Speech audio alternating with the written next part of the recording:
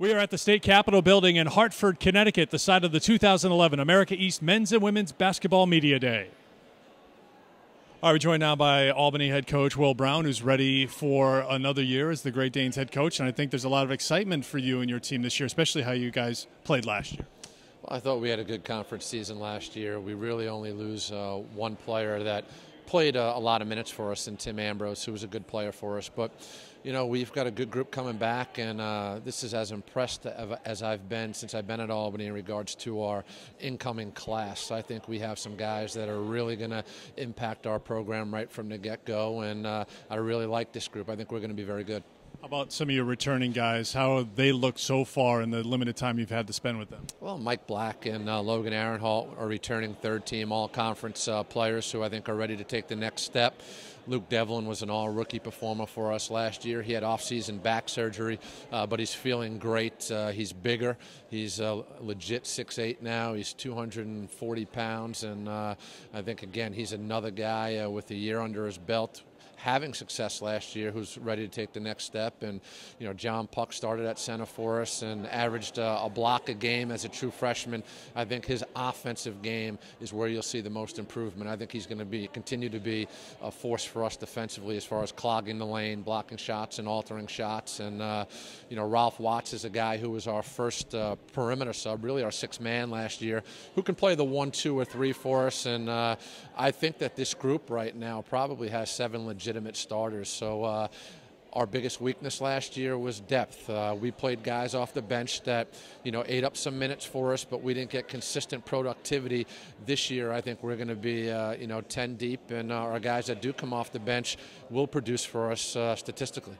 Because of that depth, will you try to change your style at all? Will you push tempo a little bit? You've always been a defense and rebounding first kind of guy, but sometimes you see depth like that, you can throw some bodies out there and play a little different style. Yeah, we're going to continue to defend and rebound. You know, that's been our MO since I've been at Albany. I think we are going to open it up more offensively. We did go on an exhibition tour to Canada and played 5 games in August. We played those games without Devlin and Puck, and Black got knocked out with a concussion early in the 3rd game, but we did average 90 points a game. That is a 24-second shot clock over there, but we did play small. We played fast, and we did a whole lot less offensively. We really spread the floor. We set a lot of ball screens, and we attacked. So I think we'll be much more up-tempo offensively, give the guys a lot more freedom to play, but defensively we're still going to defend. We're still going to rebound. We might pressure a little more defensively than we ever have in the past, but you know, this is a good group. I'm confident in this group, and I think we have the same opportunity that anybody else in this league has. I think we're going to be good. The Albany Great Danes opened some great eyes last year, and with their great play, and I think people are expecting more of the same this year. I know your expectations are high. What do you think? I'm very excited about how they look this year. This year they're in very good shape. They look strong. They're healthy, knock on wood. So I know they're coming in with great high spirits and excitement about the season. So if we can keep everybody injury-free and stay healthy, I think we'll be an exciting team to watch. As you take over a program, I know it takes a period of time before the kids get the way you want them to play. How do you think your team responded, even though you were using players that you inherited for the most part? How do they think they responded to your style?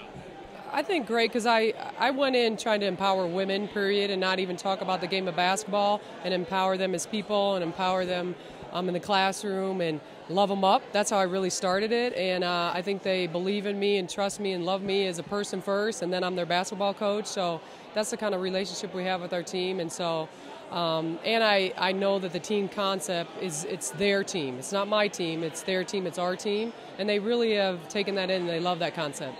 Who will you be leaning on a little bit this year, expecting them to make that jump to lead you to maybe winning an America East championship? Well, I think all of them, but I keep repeating to the players that it's our X factor. It's the new kids. Like, our old kids are back, but the new kids, who are those X factors going to be? Because Ebony Henry can't do everything, and Julie Forster can't do everything, because everybody knows that they're a great player. So who are the other players on our team that are going to step up? Who do you think, as far as you looking at the league, it seems to be wide open. how would you handicap the race going into the season? Because I know it's early and things are on paper, but there seems to be so many returning players like you have for so many teams that you have to be ready for. Yeah, it's obviously exciting. There's some more new coaches too, so there's an X factor. You just never know, and I think it's a great league, great coaches, great players, so I think that anybody has a chance.